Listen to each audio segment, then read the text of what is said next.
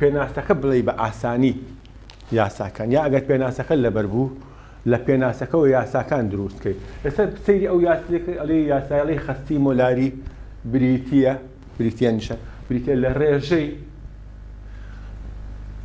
ژمارەی مۆڵەکانی تواوە لە لیترێکی جیراوەکەدا. بەم شێوەی پێناساکرێت کە یاساکە لەبەر چاو بوو بیێنتە بەر چاوی خۆت ئەڵێ خەستی مۆلاری بریتە لە ژمارەی مۆڵەکانی تواوە لە لیترێکی جیراوەکەدا.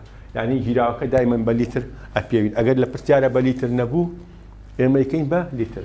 بەڵام خەستی مۆلالی بەپێی یاساکە کە لەبەر چاوت بێ چۆن پێویت ئەڵێ خەستی مۆلالی بریتە لە ڕێژەیانی دابش ژمارەی مۆڵەکانی تواوە لە چیلۆگرامێکی کاکەوتە کیلۆگرام یعنی باسی بارستاکەی گەڵێ ژمارەی مۆڵەکانی تواوە لە لیترێکی جیراوەکەدا ئەن تۆ باسی قەباراکەی. ئیتر هەموو پرسیارەکان یەکەوە سەر ئەم سێیەکەیە. دوانیان ئەدرێ بە تۆ وەکو زانرا و داوای سێمەکە. ئەگەر ئەم دوانە بدرێ بە تۆ داوای خەستیەکە. ئەگەر ئەم دوانە بدرێ بە تۆ داوای قەباراکات. ئەگەر ئەم دوانە بدرێ بە تۆ داوای ژمارەی مۆڵەکان. لێرە قەبارەی گیراوە یا با بڵین ئەمانش ئەگەر ڕاستەوخۆ لە پرسیاران نەدرابوو چۆن دیارەکەی ژمارەی مۆڵ هەموو کاتێک لە پێشتر لە ساڵانی پێشوە خوێندوتە لە پۆلی 11 ئەکاتە بارستە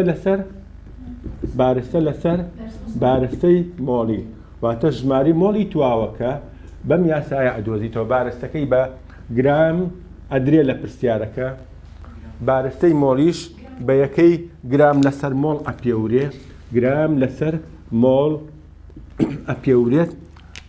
ئەگەر بارستەکە ژماری مۆڵ ڕاستەوخۆ نەدرابوو لە پرسیارەکە بارستەت ئەداتێت لەگەڵ بارستەی مۆڵی.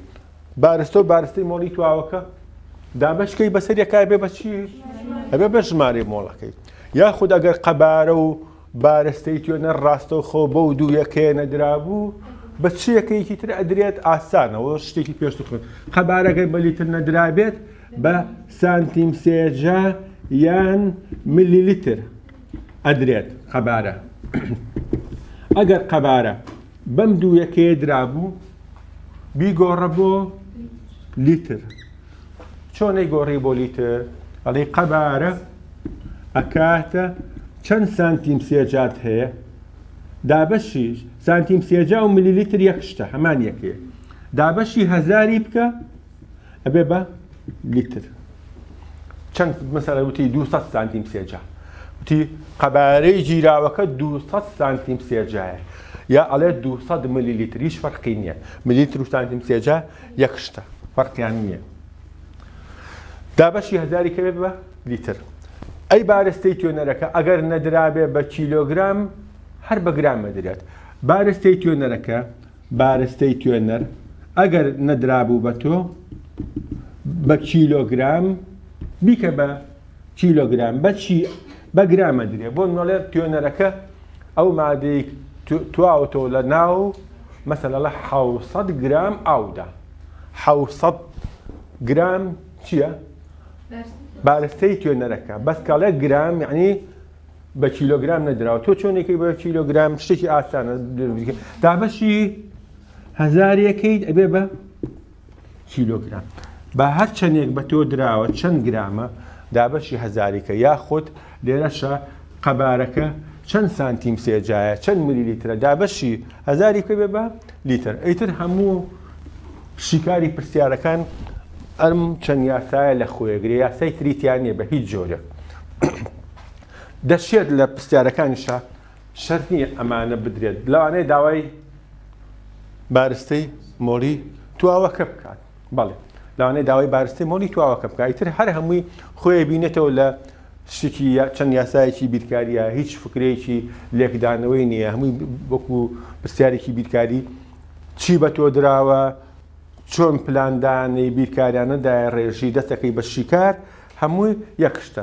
وەکو پرسیاری یەکەم کە لێرا بۆ نووسۆلە 20 گرام لە هایدرۆکسیدی سۆدیۆم توێنرایەوە لە 500 لە ئاودا قەبارەکە نمونەی یەکەم 20 گرام هایدرۆکسیدی سۆدیۆم توێنرایەوە لە ئاودا لەوانەیە لە چەند ئاوا بکوێتەوە لەوانەیە لە 30 میلیتر ئاوا بکوێتەوە بەڵام ئەڵێ چی؟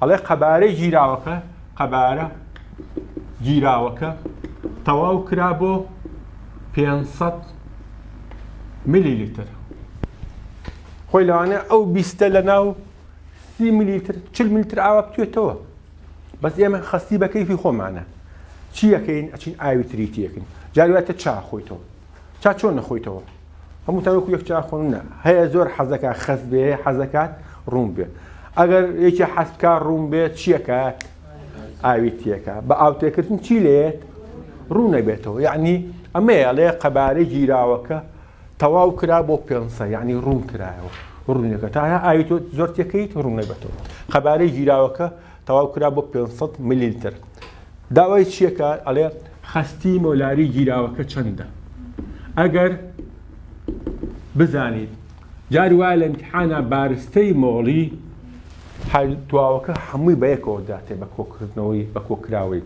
دەشێت کەم جار لەبەسەر لە بەکەلۆریا بە دانەدان بەس هەر ئێمە یەکەیەکە دەست پێ یەکەین بۆکو بیرخستنەوەیکی پۆلی 11 کە فێرکراویت ئەڵێ سۆدیۆم بارستەی مۆڵەکەی 23 ئۆکسیجین 16 هایدرۆجینیش یەک بە یەکەی چی گرام لەسەر مۆڵ یعنی 23 گرام سۆدیۆم یەک مۆڵە مەبەستی لەوەیە 16 گرام ئۆکسیجین یەک مۆڵە لە ئۆکسیجینی یەک گەردیلەی تا یعنی یەک گەردیلەی مەبەستی لەوەیە یەک گرام هایدرۆجینی یەک گەردیلەی یعنی بە یەک مۆڵ بەڵێ ئەوە بارستەی مۆڵەیە جا تۆ لێرا کە پرسیارێکی بەم شێوەیە درێت بزانێت چی دراوە چی داوا کراوە لەیەوە دەست پێ بکە داوای چی کردووە یعنی بڕۆ بۆ یاسایە ئەڵێ خەستی مۆلاری بەوە داواکراوەکەم ئەمێ خەستی مۆلاری ئەکاتە ژمارەی مۆڵی تواوە دابەشی قەبارەی گیراوەکە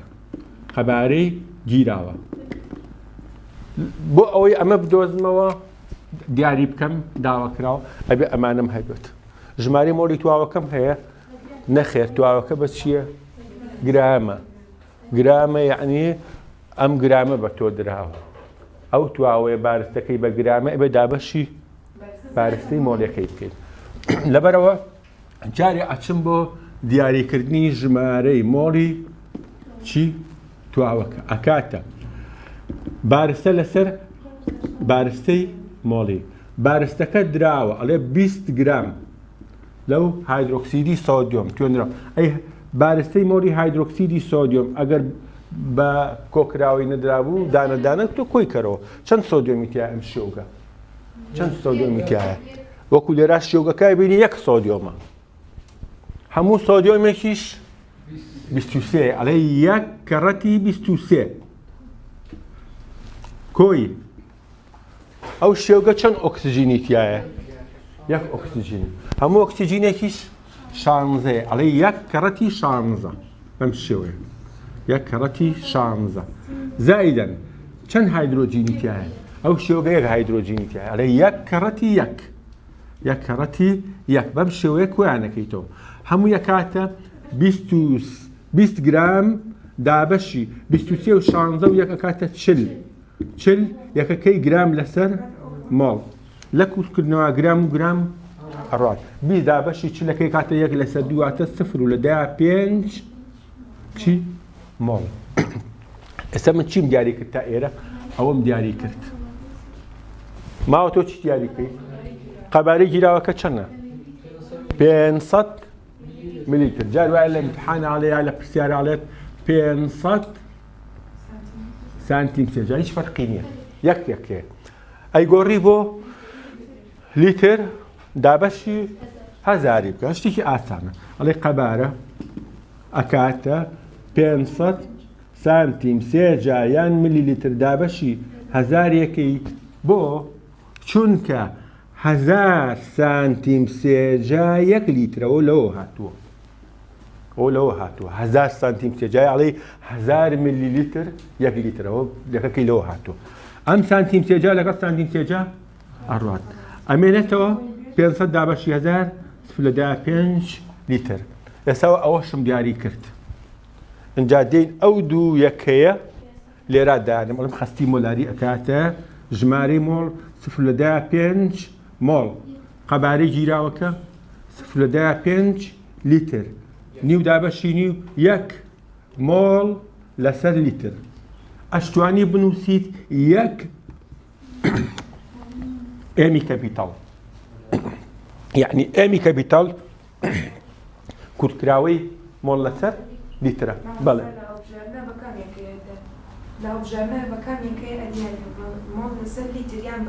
فەرق ناکات. سەری پرسیارەکەی مەسەڵەی خەستی و گیراوەیە 1 مۆلارە. بەس تۆ لە شیکاری پرسیارەکەگەر پێویستی کرد مۆلارەکان نووسی پێویستی ئەوە نووسی بەڵام هەر کامیان نووسی هەر ڕاستە. بەس بۆ کورتکردنەوەی پرسیارەکە جاری وایە تۆ لە پرسیارەکە ئەوە دەیاتێت بەس لە کاتی شیکاری پرسیارەکە تۆ ئەچیت ئەیگۆڕەیەکەیتەوە بەچی مۆڵ لەسەر لیتر بۆی کورتکردنەوەی پێ بکەیت بۆ کورتکردنەوە. ئەمەیان برتی لە چی؟ ئەم یاسایە لەم ئەم دوانەی بدرێت ئەمە ئێگە جاری وایە دەشێت ئەم دوانە بدرێت داوای ئەوە بکات. دەشێت ئەو دوانە بدرێت داوای ئەوە بکە وەکو چەند نمونەیەکتر لێرە باس دەکەین لە نمونەی دوای ئەو لە مەزنەمەکە هەیەڵێ چەند گرام گۆگرداتی مس پێویستە لە گیراوەیەکدا قەبارەکە 2 لیتر بێ بۆی خەستی گیراوەکە بکاتە 0.4 لیتر. چەند گرام CuSO4 پێویستە تواوە بێت لە 2.2 لیتر گیراوەکەدا بۆ ئەوەی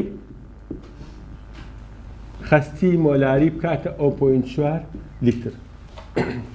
بەڵێ بەو شێوەیە ئەوانی کە دراوە لەگەڵیا 2.2 لیترە. بەڵێ ئەمانی تریش ئەڵێ ئەگەر بزانیت لێرە پێویستە بۆ تواوەکە ئەگەر بزانیت بارستەی مۆڵی گەردیلە بە گەردیلە ئەداتیە CU63.5 ئۆکسجین گۆگرت با بڵێن 32 ئۆکسجینیش 16 ئەمانە هەمووی بە یەکەی گرام لەسەر مۆڵە.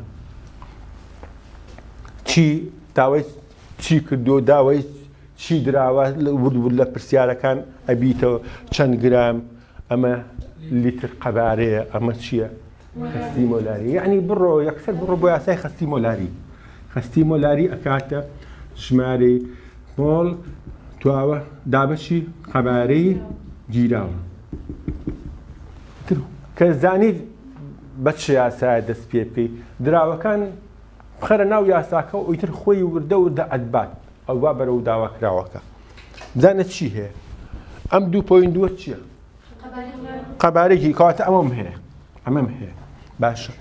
ئەم 0.4 چییە؟ ئەوە عەفو لێران نووسی 0.4 ئەو 0.4 چییە؟ خەستی مۆلاری وعنی ئەمەشم هەیە.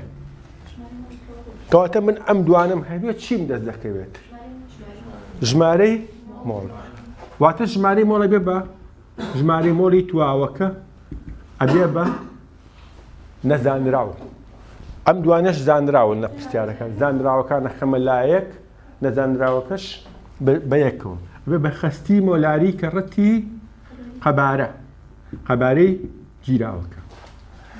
ژمارەی مۆڵ ئەکاتە خەستی مۆلاری 0.4 سەیری ئێرەکە وەکو ئەو پرسیاری تۆ کردت لێرە کامیان بەکارێنم ئەمەیە ئەمە.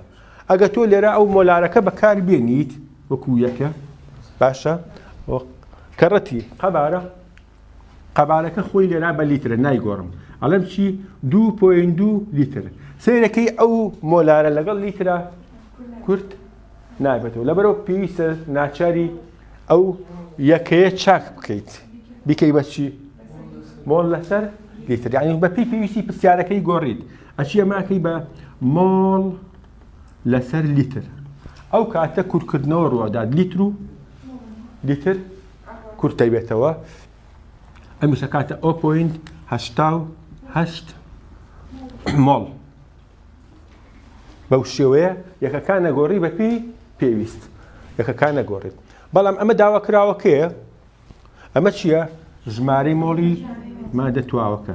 داوای ژمارەی مۆڵی تواوەکەی کردووە نەخێر داوای بارستەکەی کردووە داوای بارستەکەی کردووە گرام یعنی بارستە لەو کاتە چیەکەیت چی بۆ میاسایە باشە ئەگەر ژمارەی مۆلی تواوە بکاتە بارستە لەسەر بارستەی مۆلی ئەی بارستا کاتە چی ئەوە بەمە ئەو بەر واتە نەزانرا و لە لایەک زانراوەکان لە لایەک ئەڵین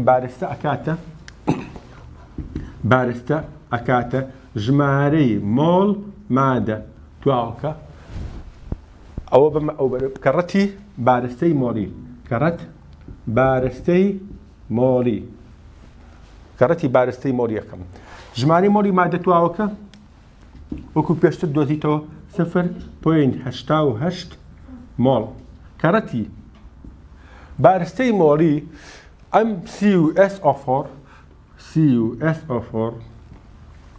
وەکو لە مەلزەمەکان و سیومە لێرە کردومە کەوانێکی گەورەم بۆ کردووە ئەنجا سێ کەوانە جارێک یەک کەڕەتی سیو چەندە؟ 63 زائیدی چی؟ یەک کەڕەتی گۆگرد هەموو گۆگردێک 32 زائیدی چوار کەڕەتی 16 کەیت یعنی چوار کەڕەتی 16 هەمووی لێرە ئانووسی خوێندکاریش ئەتوانێت خۆی خوێندکار ئەتوانێت بچێت جیابەجیا بڵێ ئەم CuSO4 بەجیایە لەعنی شەر نییە لە ناوی یاساکە بڵێ بارستەی مۆلی ئەمە چۆنە دۆزمەوەکو پۆلی 11 ئەڵێم یەک مس ئەنووسم یەک کەڕەتی 63.5 باشە چەند گۆگردی تایە؟ یەک کەڕەتی 32 یەک کەڕەتی 32 ئۆکسیجین چوار کەڕەتی 16 ئەمە هەرەکاتەوە 63.5 یەک کەڕە 32 هەر 32 باشە چوار کەڕە 16 64 ئاوایی کۆیەکەیتەوە نیو ئەنجا 4 و 2 6 3 9 6 12 559 نیو 4 و 2 6 3 6 باشە ئەو کاتە چیت لێرە ڕێک 159 نیوەکە دایانێت بە یەکەی گرام بۆ مۆڵ گرام لەسەر مۆڵ ئەنجا بە کۆکراوەی لەیادایانی 63.5 32 64 ئەتوانی ئاوا بە کۆکراوی ئەتوانی وەکو من مەلزەمەکە کردومە بە دانەدانە کۆم کردوتەوە لەوێ بەڵێ نووسیمە بەڵێ بەجیا باشە ئەنجامەکەی 140.36 واتە ئارەزوی خۆتە لێرە چونکە لە ئیمتیحانی بەکەلۆریا سەیری شیکاری دەفتەرت ناکرێەوە وەڵامی ڕاست کامەیە هەڵێ بژێری ئیتر بەم شێوەیە کۆیەکەیتەوە هەمووی لێرە بە شێوەی مەلزەمەکەی منە نووسیت فەرقی نییە واتە ئەکاتە 140 بەڵێ 140.36 بە نزیکەی 140.36 ئەمە بە یەکەکەی مۆڵ و مۆڵ ئەڕوا بەس چێ منتۆ گرام ئەو بارستەی مۆلی تواوەکە شێوەی پرسیاری سێهەم لەم جۆرە نمونەیە چێ بێتەوە لەمەیانە قەبارە و مۆلاری درابوو ژمارەی مۆڵ داواکرا شێوەیەکی تر هەیە هەر لەمەیە ئەم دوانە بترێ بە تۆ داوای چی بکات قەبارە ئەو دووجار لە بەکەلۆیە پارنا پێرار و ساڵێکی تریش ئەوە هات بۆ داوای قەبارەی کردبوو داوای قەبارەی گیراوەکەی کردبوو وەکو من کردومە بەواجب بۆت لە خواری خوارەوە دووجار لە بەکەلۆریا هاتەوە تۆ ئێستا دەستت ڕابێنە شتە بیرکاریەکە هیچی فەرقی نییە لە ڕووی بیرکاریەوە چی دراوە چی داوا کراوە هەرم یاسایانەیە پرسیاری سێهم وەکو واجب خۆت حەلیەکەیت داوای قەبارەکەی کردووە واتە قەبارەی گیراوەکە ئەم دوانە بە تۆ دراوە قەبارەی گیراوەکە چەندە ئەو پرسیارە وەکو واجب حەلیەکەیت ئەچینە سەر بەشی دووهەمی جۆری خەستی کە بریتێ لە خەستی مۆلالی خەستی مۆلالی و خەستی مۆلاری لە ڕووی بیرکاریەوە چی فەرقە باوکم چ جیاوازیەکی هەیە هیچ جیاوازیی نییە لە ڕووی شیکارەوە بەس ئەوەیە لە یاساکەدا ژێرەی کەتەکە لە جاتی قەبارەی گیراوە ئەڵێ چی بارەستەی توێنە ئیتر هەرچی شیکارێکی بیرکاریە هیچ جیاوازیی نییە چی دراوە دایانەی لە یاساکە چی نەدراوە ئەبێ بە نەزانرا و وردە بووە ڕوویت وەکو ئەچینە سەر ئەو بەشەی دووەم کە لەم بەرنووسراوە لە لاپەڕەی نۆ مەرجەمەکە باسی خەستی مۆلالیەکات 22 گرام ئەسیتۆن لە 200 گرام ئاودا توێنرایەوە خەستی مۆلالی گیراوەکە چەندە ئەم بەشەی کۆژێنمە و باوکم ئەگەر پێویستان پێینێت تەستویرەکەن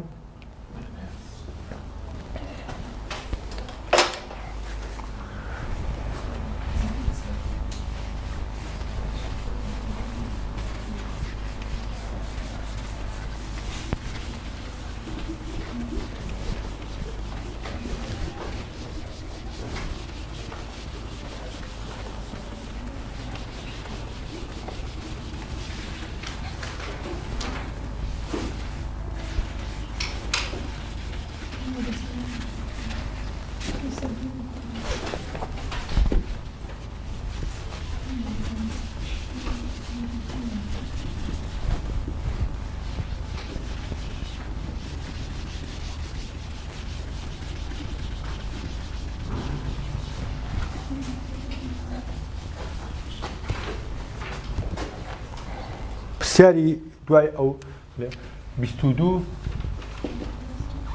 نیو گرام ئەسیتۆن CH3BY2CO ئەوە مادە تواوەکەیە توێنراوەتەوە لە پێویست لە چەند ئاودا لە 200 گرام ئاودا توێنرایە و خەستی مۆلالی گیراوەکە چەندە لە 200 گرام ئاودا توێنرایەوە داوای خەستی مۆلالی گیراوەکە ئەکات خەستی مۆلالی وەکو مۆلالێتی جاروواڵی مۆلالێتی یعنی بڕۆ بۆ یاسایە خەستی مۆلالی ئەکاتە ژمارەی مۆڵی تواوەکە دابەشی بارستەی توێنە ئایا ئەمە داوا کراو بێت پێویستە ئەم دوانە لە پرسیارەکە زانراوە بێت ژمارەی مۆڵ و بارستەی توێنەرەکە زانراوە ئایا تواوەکە ژمارەی مۆڵەکەی زانم ئەمە ئەسیتۆنە تواوەکەی ژمارەی مۆڵەکەی دراوە نەخێر چی دراوە گرام هەروکو نمونەکەی ترە ئەمە دراوە دابەشی بارستەی مۆڵیەکەیت ئەوێ بەچی ژمارە واتاڵی ژمارەی مۆڵی تواوەکە دیاریەکەم ئەکاتە بارستە لەسەر بارستە مۆڵی وەکو شتی بیرکاری باسی ناکەم بۆی بڵێم ئەمە چۆنە دۆزێتەوە لەبەرەوە باسیەکەم بارستەی مۆڵیت لەوانەیە بیچوو بێتەوە پۆلی 11 بارستەی تواوەکە 22 نیو گرام بارستەی مۆڵی CH3BY2CO ئەگەر ئاوا نووسرا بوو لەبەرەوە باسیەکەم تەلەبە هەیە بیری چۆتەوە ئەگەر دانەدانە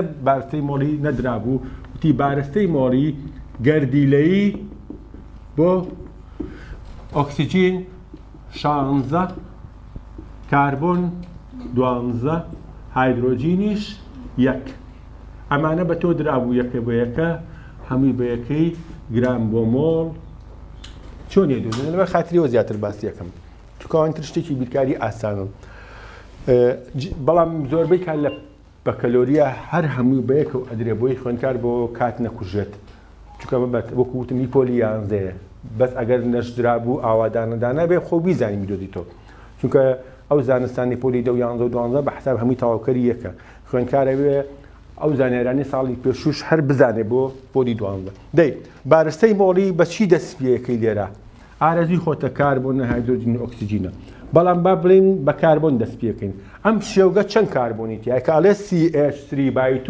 یعنی CH3 دوو گروپە دوو کۆمەڵەیە CH3BY2 یعنی دوو کۆمەڵە CH3 لەگەڵ چی CO ئەوە پێکاتێ ئاوێ دەکەی بەڵام خۆی لە ڕاستیە بەم شێوەیە نووسرێت CH3 CO CH3 ئەوە لە بەندی 11 خوێنین لە ئاوێتە ئەندامەکانی بەندی 11 ئەوە شێوگەکەیەتی CH3 CO CH3 بەڵام ئێمە بۆ دیاریکردنی بارستەی مۆڵیان گرنگ ئەوەیە بزانی چەند گەردی لێیتیایە کاڵێت CH3 یعنی چی یعنی کاربۆن یەک و سێ هایدرۆجین CH3 کاربۆنێک و سێ هایدرۆژین کاڵێ بایت و